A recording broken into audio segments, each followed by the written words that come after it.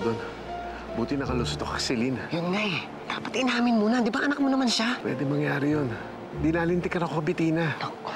Sigurado magtatanong yun sino yung nanay niya. Ilalaman pa niya nagkaanak ko ni Josephine. Yun ang ngayon kung mangyari. Dad, I can't do this anymore. You should have told her kung anong totoo. Pero tingnan mo na, pati yung mga bata na apektuhan na. Bakit kayo nagkakagulo yata? Tungkol ba to sa sinabi ni Josephine, Bettina? Ano ba talagang totoo? Totoo yung sinabi ni Josephine. Ampun namin si Celine. Totoo? Ampun lang ako. Celine, let me explain. No, stop lying! Kung nagsinungaling man ako, yun ay tungkol sa pagkatao mo, pero lahat ng pagmamahal namin ng Bettina, totoo lahat yun. Kaya pala, ganun ka sa akin nung lumalaki ako, Mami. Nahihirapan akong tanggapin ka nung una. But that doesn't mean I love you less. I'm sure, gulong-gulo na ang mga buwena ngayon. Nakaganti ka rin sa wakas. Sigurado akong si Celine ngayon. Gulong-gulo na ang pag-iisip niya. Pati mga buwena, they'll never be a family again. Si Ate Celine na naman ba yung pinag-uusapan niyo? Faye, huwag mo na lang kami pansinin. Kapatid din natin siya. May karapatan siyang malaman. Alam mo, pagod na ako magtago. Sabihin niyo na sa akin yung secret niyo. May surprise ba kayo para kay Ate Celine? Ate, saan ka pupunta? Kailangan ko munang lumayo, Faye. Kailangan ko ng space para makipag-isip. May surprise pa sa'yo sila Kuya Edwin tsaka Ate Darling. Alam ko na yung surprise nila, Faye. Kailan niya pa alam? Ate, believe me, I tried to tell you everything. Akala ko ba wala tayong sikreto sa isa't isa? Huwag mo akong iwan. Ate, please. Celine. Celine, please. Buong buhay ko, wala akong ibang hiningi sa inyo. Gusto ko lang naman mabuo yung pamilya ko. Pero hindi ko pala sila pamilya. Masakit kasi sa Ate Celine mo nung nagsinungaling kami ng daddy mo eh. Kaya kailangan niya muna lumayo. Kawawa naman po pala si Ate Celine. Hindi niyo pala siya totoong anak. Hindi man siya galing sa akin, hindi man natin siya kadugo. Ang importante, mahal natin siya. Tinuring natin siyang parang isang pamilya. Mukhang aga natin ah. Mukhang inspired yata tayo today ah. Okay lang.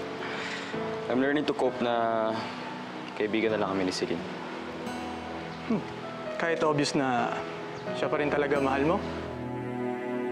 Bakit pagising ko, hindi ka na sa'kin? Ang pag-ibig mo na nagbigay sa'kin ng ngiti ay ang pag-ibig na naghahatid ngayon ng hapdi.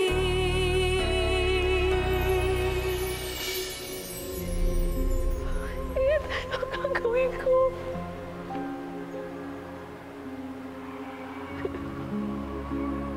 Ano ba kailangan niyo sa akin? Ano ba kailangan niyo? Bakit po?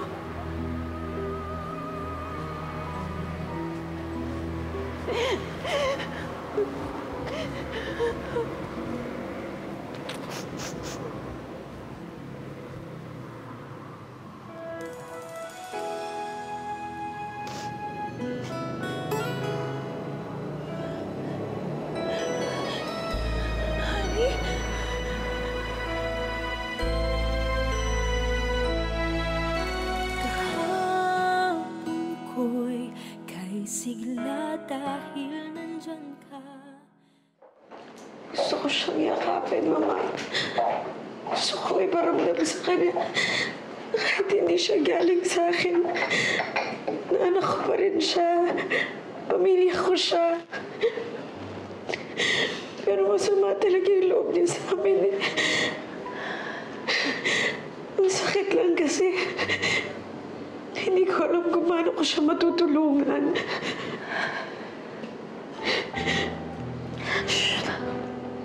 Anak, huwag ka na umiyak. Intindihin mo na lang si Celine. Siguro ito yung tulong na maibibigay mo sa kanya. Ang pabayaan mo na siya kahit sandali lang. Adopted ka?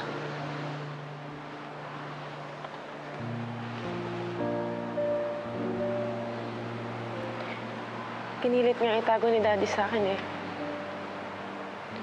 Actually, buong pamilya ko.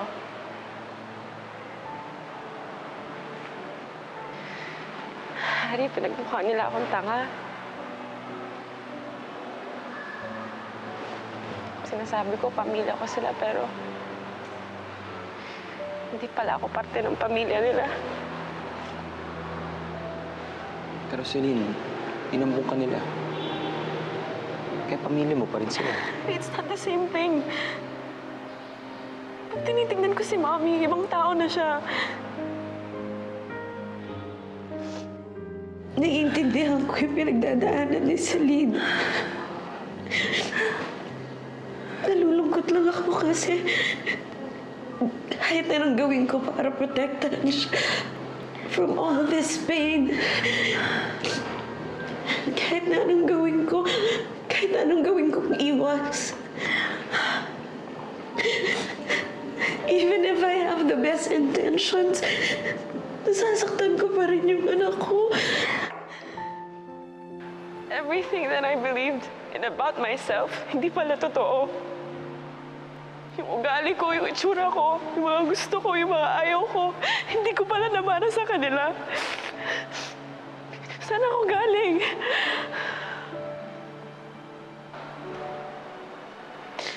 Ang hirap pala na ganito. Sa isang iglap lang, nawalan ako ng pamilya.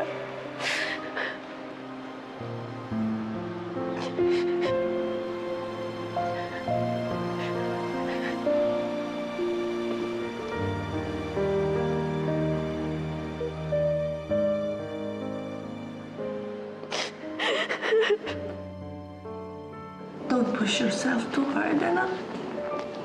Huwag mo akong gayahin. Hindi ba ginawa ko rin ang lahat para protektahan ka? I only had the best intentions. Gusto ko lang na mapabuti ka, pero ano nangyari? Hindi ba nasaktan din kita? Alam mo, anak, kahit nanay tayo, gusto nating lagi abutin ang mga anak natin. There will always be times like this na kailangan pakawalan natin sila. At magtiwala lang tayo that they will find their way back home to us. Tama na, anak.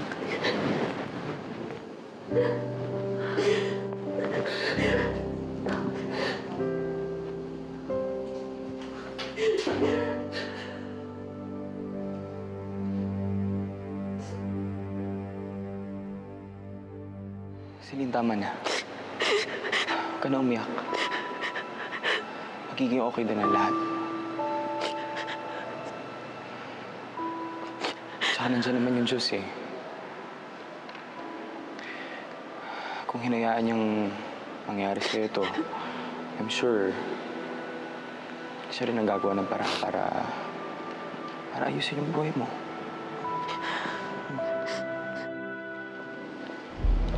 Hi, Rev. Si Harry. Nandun yata sa likod, may naasikaso. Okay.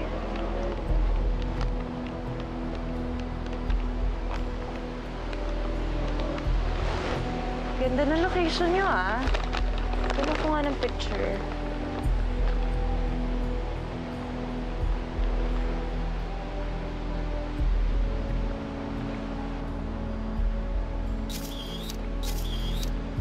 Fairness, ah.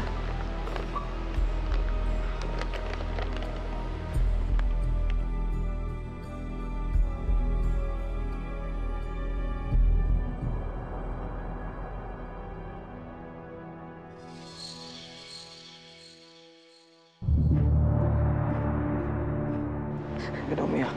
Sana tama ka. Kasi sa totoo lang, hindi ko na talaga alam kung anong gagawin ko.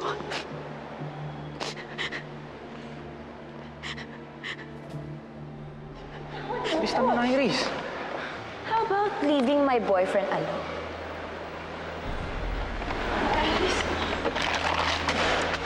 Iris, ano ba?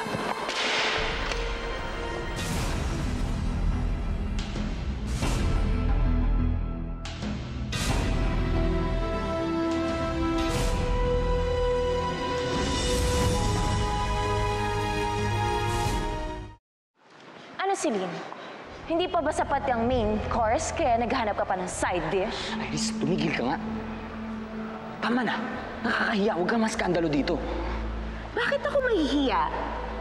Kayong dalawang dapat mahiya. Dito pa talaga kayo sa simbahan naglalandian. Iris, wala kaming ginagawa. Dito lang kami nagkita. Sino niloko mo? Ako? Bistado ko na yung kalandian mo, Celine. May boyfriend ka na nga. Binu-boyfriend mo pa ang boyfriend ko. Ano ba talagang dapat kong gawin para tumigil ka na? Iris, pwede ba? May pinagdadaanan na ngayong tao. Tama na. Let me guess. Alam mo na sigurong ampun ka lang. Paano mo nalaman yan? Ikaw ba nagsabi kay Darling? Does it even matter? Ang importante, alam mo na yung totoo. I just didn't expect na you'll go around fishing for pity sa boyfriend ko pa mismo. Sana mo talaga, Iris. Dinadamay mo yung kapatid ko at ginugulo mo yung pamilya ko. Ikaw ang masama! Hindi naman mangyari lahat ng to kung di mo nilandi si Harry. Kung di mo siya inagaw sa akin. Hindi ko naman nilalandi si Harry eh. At wala kaming relasyon.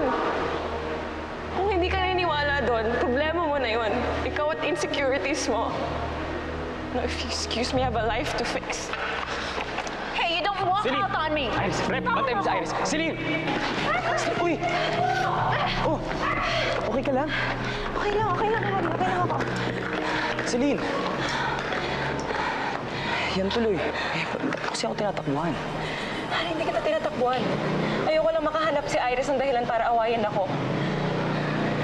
Pasensya na at nagalit ako na ganun sa kanya. Teka. Akin na. Paano ka ba uwi? Hatid na kita. Sige na, hatid na kita. Kapit ka sa akin. Harry, bumalik ka dito! Tawan mo ako! Harry!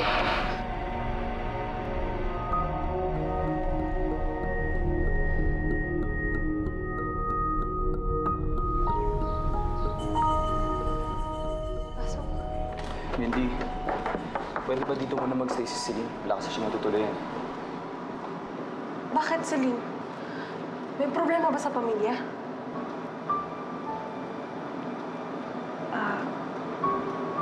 Medyo. Okay, sige, go! Magstay ka dito kahit kailan mo gusto. Kuha lang ako ng bimpo, i-hot off natin yung pamo.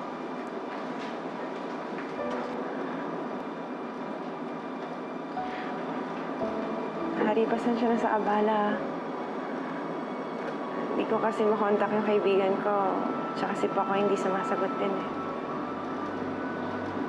Bakit? Nagbuti naman ako. Friends are supposed to help each other. Kaya nandito ako for you.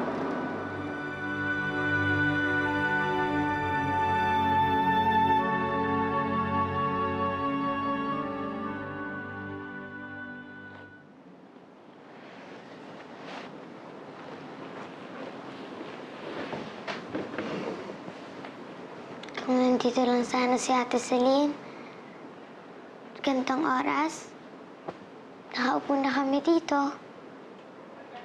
Tapos, sinusuklayan niya na ako.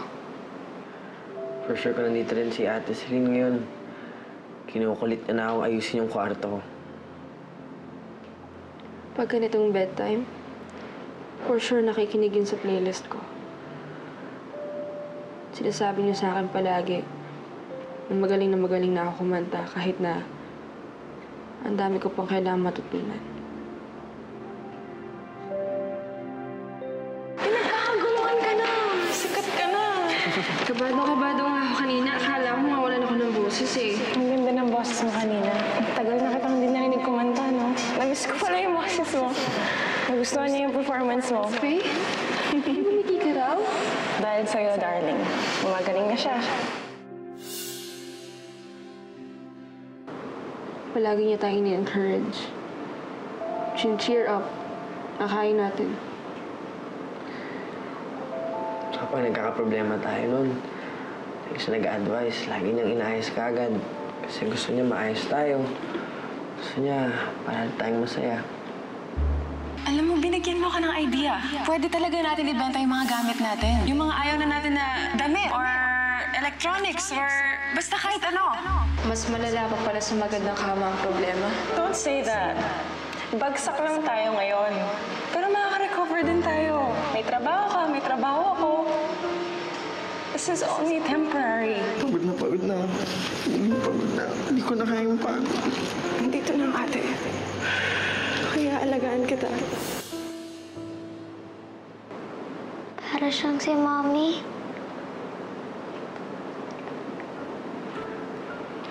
Naging mommy natin siya nung wala si Mommy.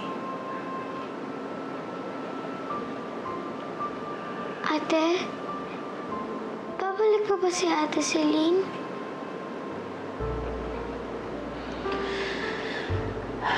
Sana nga, Faye.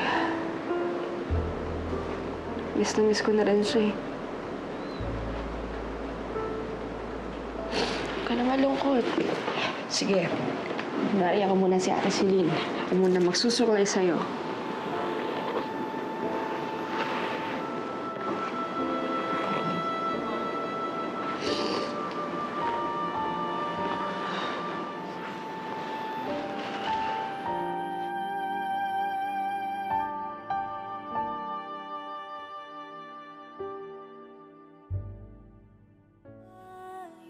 I have a good news for you. Really?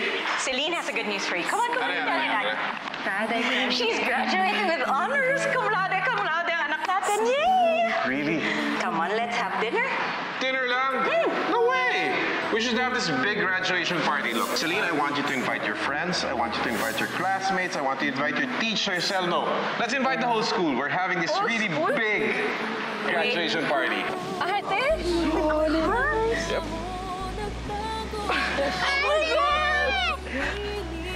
Oh my God, ate! I'm so happy for you! Alam mo, enough na tong kasama ka namin ngayon. Tagal-tagal ko rin pinagdasal na bumalik po kayo sa amin. Isipin mo yun, ang dami na natin pinagdaanan. Pero ngayong Christmas, magkasama tayo at masaya tayo. That's the best Christmas gift I could ever ask for. Sa nagpunta, sa nagtago, bakit ba naglaho? Hindi titigil, hindi susuko. Miss mo rin sila, no?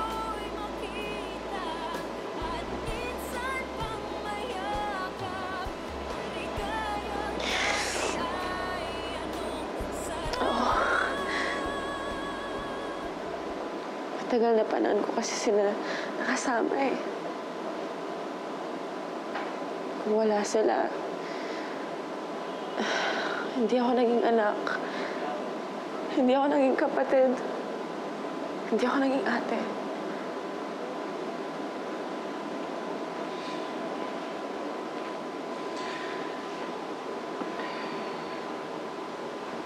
Minahal ka nila. Minahal mo rin sila. Ibang pamilya nga, kahit magkakadugo, lagi nag-aaway, kakahiwalay. Ikama naman kami namin, di ba? Kadugo kami. Pero hindi kami magkasundo sa maraming bagay.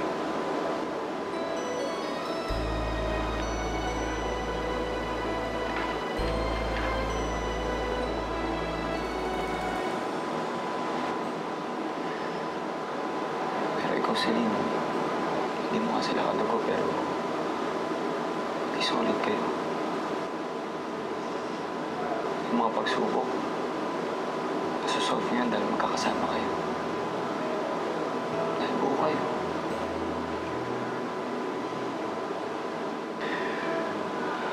Kasi rin masyado na kayo maraming pinagdaanan para bumitiw ka pa. Huwag ka nalang mag-dwell dun sa kasinungalingan nila. Ang mahalaga yung totoo. Yung pagmamahal mo sa isa't isa.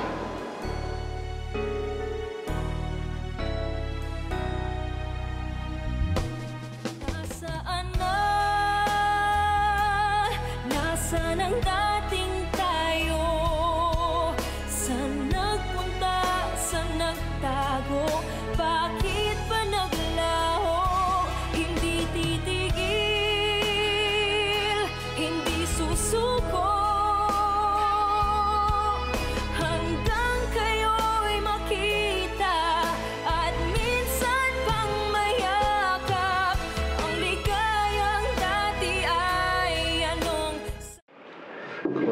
Celine ang totoo. Nangako ang tunay niyang ama. Naglaban ko siya, hinahanap ko siya. Di siguro ganun katindi ang galit niya sa akin. Ano, pwede mo lang sabihin lahat yan sa kanila. Pero hindi pwede. Malilintig ka kay Bettina. Lalong-lalo na sa baliw na Josephine na yun.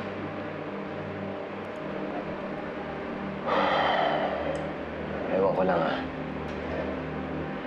Patong-patong na yung kasinungaling ang ginagawa mo. Ako na. Mali na kung mali magsinungaling. Pero yun ang nakikita ko paraan para mabuo ang pamilya ko. At kung kinakailangan magsinungaling ako ulit, gagawin ko. Para lang magkakasama kami ng hindi watak-watak.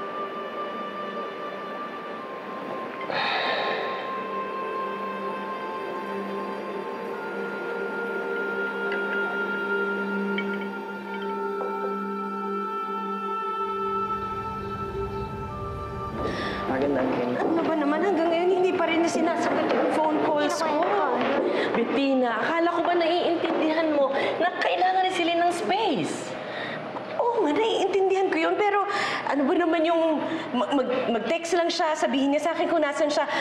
Pag nalaman ko kung nasan siya, makakampante na ako, Mama. Huwag kang mag-alala, Bettina.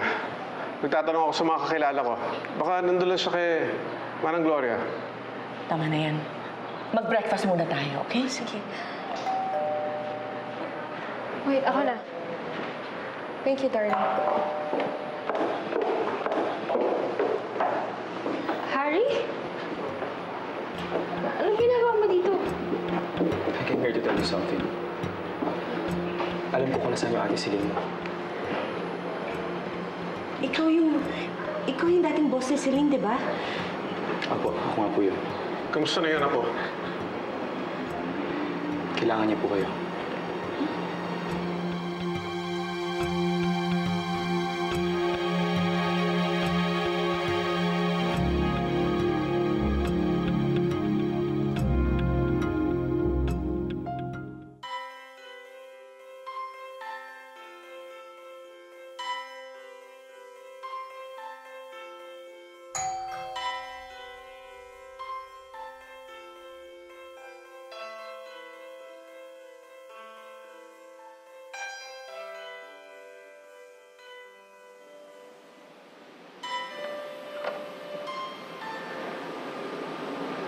Kamusta ka?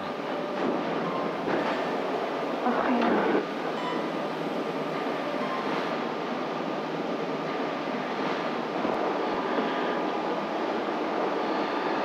Celine, huwag ka magagalit sa akin. Hindi ko kasi kaya nakikita kang ganyan. So, I took the liberty na tulungan kita. Ay, hindi mo sabihin.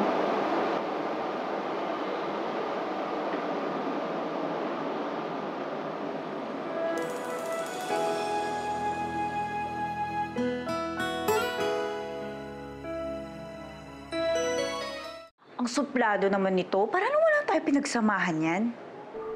Ano nga? Ang kulit-kulit mo. Ang lakas pa nga ng hangover ko.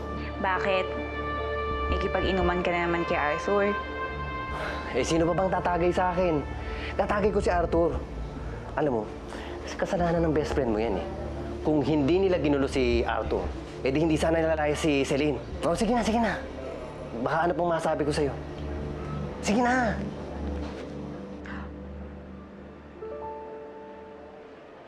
Confirm. Hanggang ngayon, hindi pa rin nila alam kung nasan si Celine. Serves her right. Yan ang napala niya sa pambubwisit niya sa akin. Ngayon, asan na yung kanyang pamilyang pinagmamalaki? Iniwan din siya sa ere, di ba? Sana nga, wag na silang magkaayos ng pamilya niya.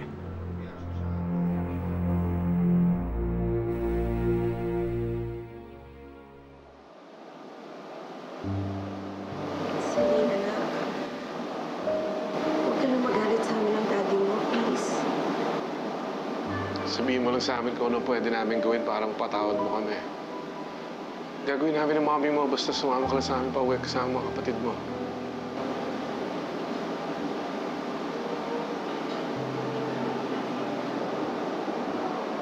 Kayo lang naman ang nakilala kong pamilya. Pero lumayo lang ako para makapag-isip. Pero ganun pala yun. Kapag nasanay ka na may pamilya ka, pag malayo ka sa kanila, kahit ampun ka, babalik din pala yung puso at isip mo sa kanila. Celine, anak, kahit kailan, hindi ka nawala sa puso namin ang daddy mo. Excuse me.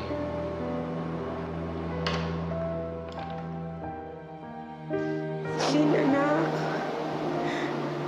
Alam mo ba kung gaano mo kami napasaya ng daddy mo nung dumating ka sa buhay namin? Kami yung unang nakarinig ng tawa mo. Sa amin mo unang pinarinig yung mga first words mo. Nung umuwi ako galing trabaho, parati ka nagpapayakap sa akin. Parati tayo naglalaro, ikaw nagtatanggal ng pagod ko. Celine, anak. Aaminin ko sa'yo nung una. Malayo ang loob ko sa'yo. Lalong-lalo na nung dumating si na Darling.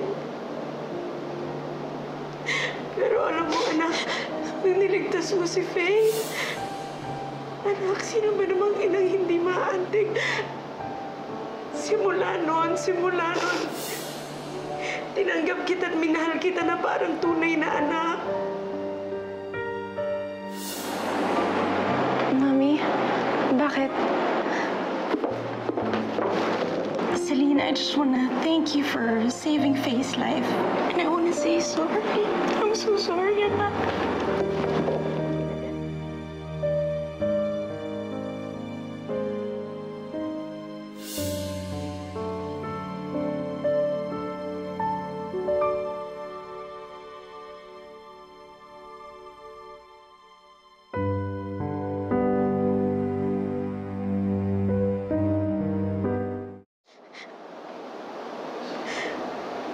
Celine, ikaw ang una kong baby.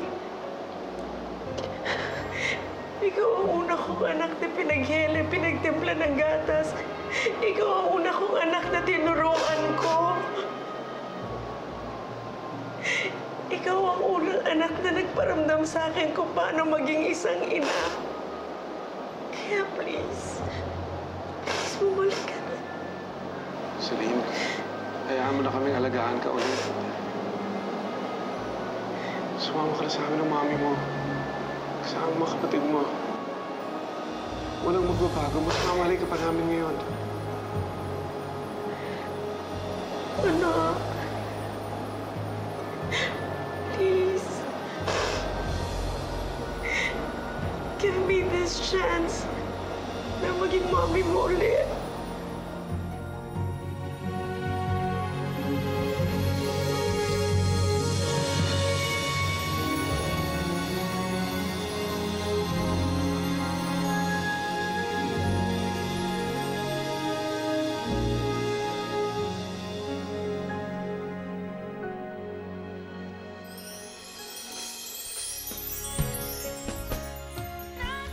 Pero Jo, hindi ka ba naku-curious kung nasan na ngayon si Celine?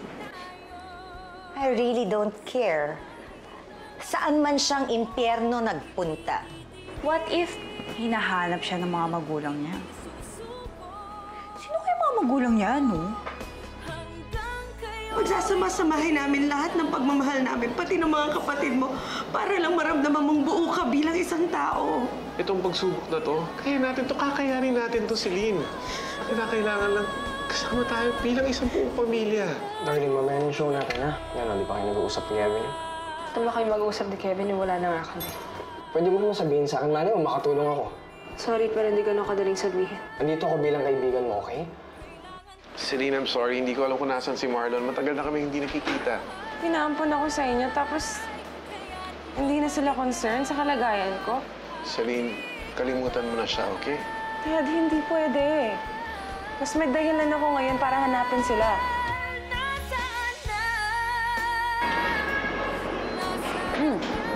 Sinabi mo na ba kay mami mo yung kalokohan ginawa mo? Kalokohan? Please, pwede ba? Huwag mong palakihin. Nilalandi ka ni Celine. That's big deal. Nakikipagkita ka na naman ba sa babaeng yon, Harry?